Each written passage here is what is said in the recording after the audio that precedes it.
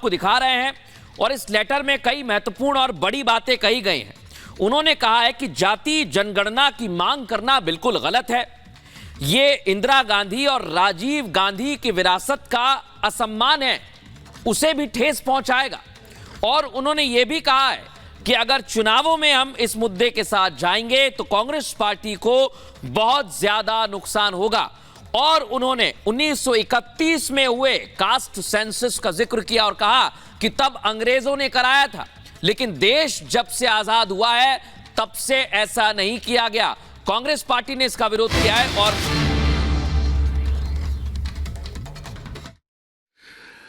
अगर राहुल गांधी, सोनिया जी और खरगे जी के सामूहिक प्रेस को एक शब्द में कहा जाए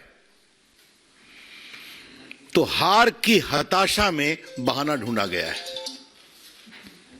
मैं फिर कह रहा हूं, आने वाले लोकसभा चुनाव में हार की हताशा में एक बहाना ढूंढा गया है। In utter desperation of imminent defeat, the Congress party at the highest level sought to create an alibi today. कुछ तो बोले, लेकिन उसमें कांग्रेस पार्टी का अकाउंट अगर फ्रीज किया गया है तो देश का अकाउंट फ्रीज किया गया है। ये तो कमाल है भाई। मुझे अपने जेपी मूवमेंट के आंदोलन के दिनों की याद आ गई। Indira is India, India is Indira, याद है ना? इमरजेंसी का दिन, जेपी की अगुवाई, कांग्रेस पार्टी की हार, आप सभी जानते हैं। कांग्रेस पार्टी राजनीतिक रूप से सूख कर कांटा हो गई है, फिर भी कांग्रेस पार्टी का अकाउंट अगर फ्रीज हुआ तो देश का अकाउंट फ्रीज हुआ। Mister Rahul Gandhi, what do you mean by this? Don't insult Indian democracy. Rahul Gandhi, Bharat के लोकतंत्र को इस तरह से आप शर्मसार नहीं करें।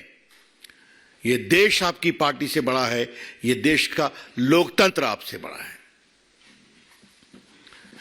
और आज इसी देश में आपने झूठ बोला है, गाली दी है और सब देश ने देखा है, टीवी पे चला है ना।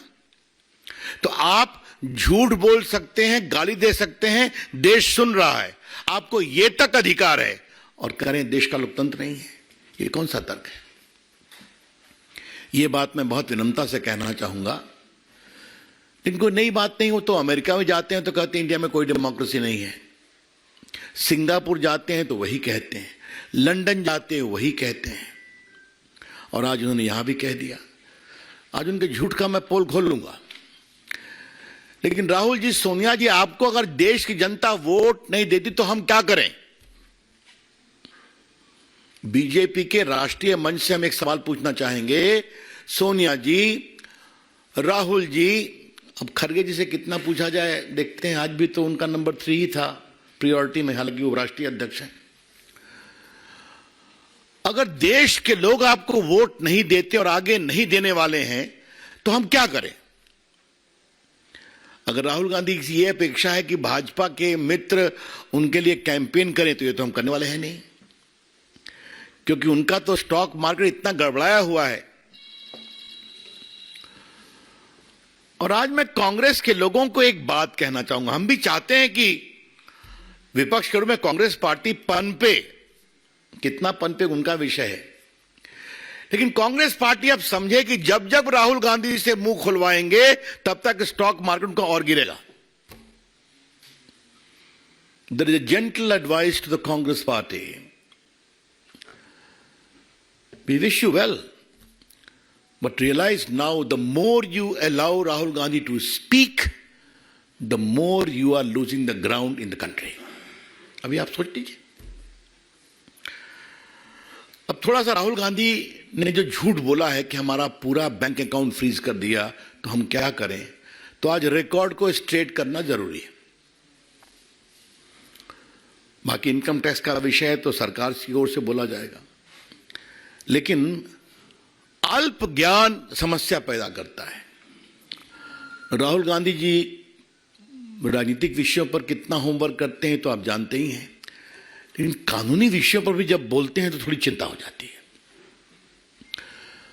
इनकम टैक्स एक्ट का एक सेक्शन 13A है जिसमें सही है कि पार्टियों पर इनकम टैक्स नहीं लगता, लेकिन पार्टी को अपना रिटर्न हर साल फाइल करना पड़ता है, जिसमें बताना पड़ता है कि 20,000 तक कितने हमारे डोनर्स हैं, 20,000 से ऊपर कितने डोनर्स हैं।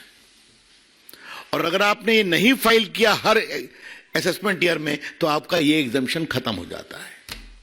ये है section 13A।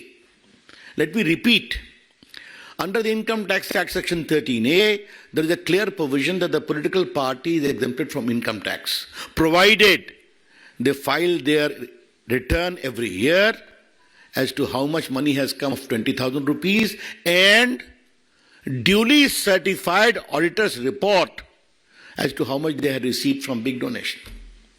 If you don't do it, you lose that exemption. ये बहुत बेसिक चीज है जिसको समझना चाहिए। अब थोड़ा हम आपको बता दें कि ये जो चिल्ला रहे हैं, 6/7/21 को असेसमेंट ईयर 18-19 के लिए ऑर्डर पास हुआ कि उन्होंने रिटर्न फाइल नहीं किया था। तो रिटर्न फाइल नहीं किया तो एग्जम्पशन खत्म हो गया। एग्जम्पशन खत्म हो गया तो 105,17,29,635 रुपए का डिमांड रखा गया। और मैं आपको बता दूं, इनकम टैक्स एक्ट में धारा 220, धारा 221 में इस बात का पूरा प्रावधान है। कलेक्शन एंड रिकवरी 10 सेक्शन है। कैसे कलेक्शन होगा, कैसे रिकवरी होगी, सर्टिफिकेट होगा, पेनाल्टी लगेगी, मैं पढ़ नहीं रहा हूं, पर there is a inbuilt mechanism. तो उसका टैक्स का प्रोसेस है। आईटीओ ने नहीं किया तो आप अपील में जाएंगे, अपील ने नहीं किया तो आप कमिश्नर के यहाँ जाएंगे, कमिश्नर ने नहीं किया तो आप ट्राइब्यूनल में जाएंगे, ट्राइब्यूनल नहीं किया आप हाई कोर्ट जाएंगे, सुप्रीम कोर्ट जाएंगे। इससे ना संजय मयूख को मतलब है, डॉक्टर पात्रा को मतलब है, ना मुझे मतलब है, ना भाजपा को मतलब है। This is a routine tax process. और राहुल गांधी ने सफेद झूठ क्यों बोला है, यह आज देश को भाजपा के राष्ट्रीय मंच से जाना जरूरी है। हर जगह उनका स्टे रिजेक्ट हुआ, उस पेनाल्टी में अकाउंट फ्रीज हुए, टैक्स नहीं दिया, और झूठ बोले हैं आज। अब देखिए, इन्होंने जब इनको पेनाल्टी लगी तो ये सीआईटी अपील के यहां गए, ये स्टे एप्लीकेशन रिजेक्ट हो गया। इस बात को समझिए।